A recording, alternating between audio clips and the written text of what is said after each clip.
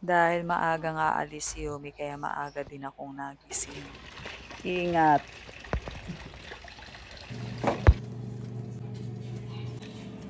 Ito po ang agahan, balotang otam. Ayan, balot. Ito ay kay Buwit.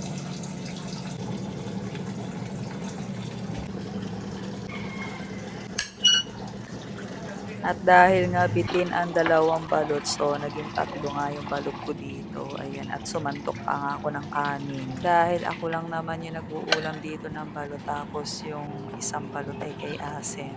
Buwet. Dahil ang kinakain lang naman dito ni Buwit ay sisiw lang naman. At ito naman ay kay Asen. Dahil nga sa tapos na nga ako kumain dito ay ito nga nakiupo ako kay Kaborlong sa live ng Nikki. At habang ako nga ay nagkakape. Oh, masarap ba gayon? Ayan, naubos na niya yung puti sa balot. So, ayan yung isang balot. Kasi di ba apat yun sa akin, tatlo. Sa kanya isang balot, tas plus tatlong puti. Ayan. Yan si Asen. Ayan, sa halagang 60 pesos, meron ka ng ganitong gulay. Ito ang lulutuin ko for lunch today. So, maglalaga tayo ng pata. Maglaga uli ng lagundi. Lagyan ng asin. Ayan yung asin na yan. Paukuluan ko lang siya.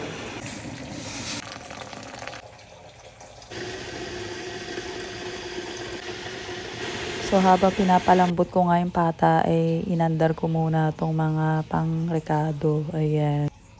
At nang matapos ko nga yung rekado ay ako ay nag-andar na ng aking lalabahin. Dahil araw ng Sabado ay araw ng labada. At nang makaisang oras na nga mahigit itong patay akin ng inahon.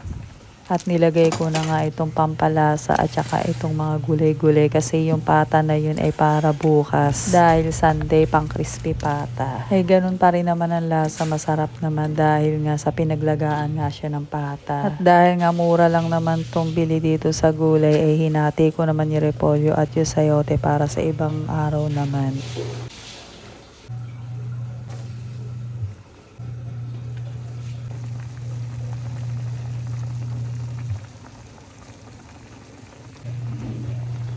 At nang ito'y maluto na ay kumain na ng tanghalian ng napaaga. Ayan.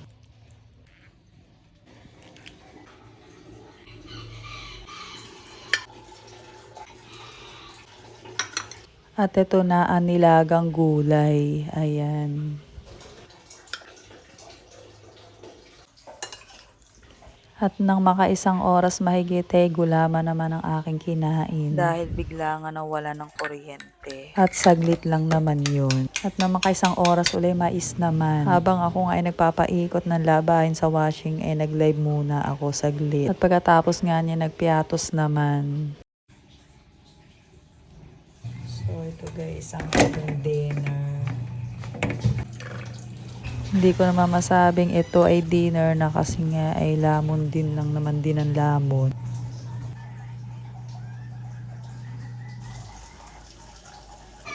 At malapit na nga ako dito matapos ang labahin.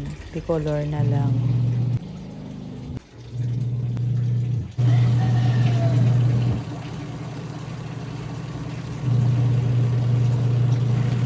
At dito talaga ay araw-araw na lang maraming ibon.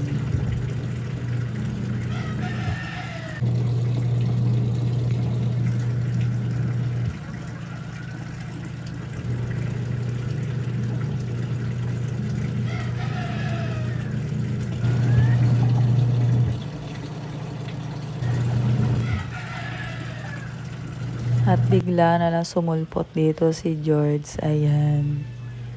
Na kamukha ni Pipoy dahil siya yung anak nga ni Pipoy. Ayan, kapatid din ni Buwit. Yung nanay niyan sila bigla lang nawala. At kung saan man nandoon yung nanay niyan sila magkasama na sila ni Pipoy ngayon. Ang bilis talaga ng panahon dahil mag-iisang buwan nang wala si Bibing Poging Pipoy. At lahat na laang ng alaala ay nandito sa gallery.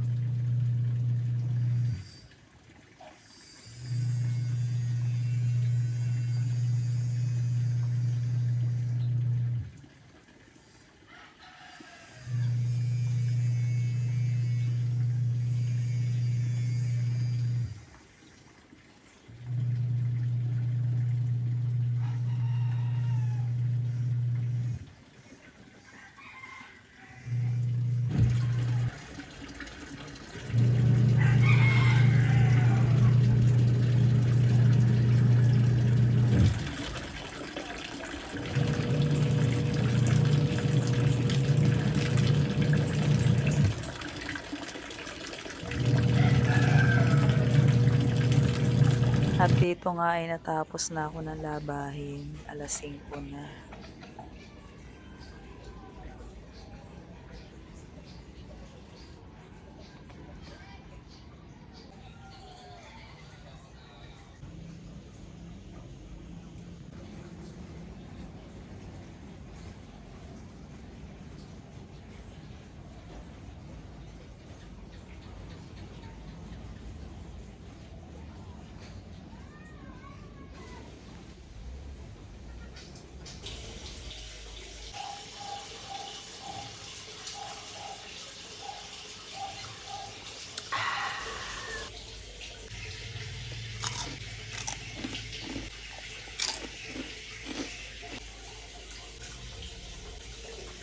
Pagkatapos ko ngang kumain diyan ng saging at ako nga ay lumabas, kabilugan pala ng buwan.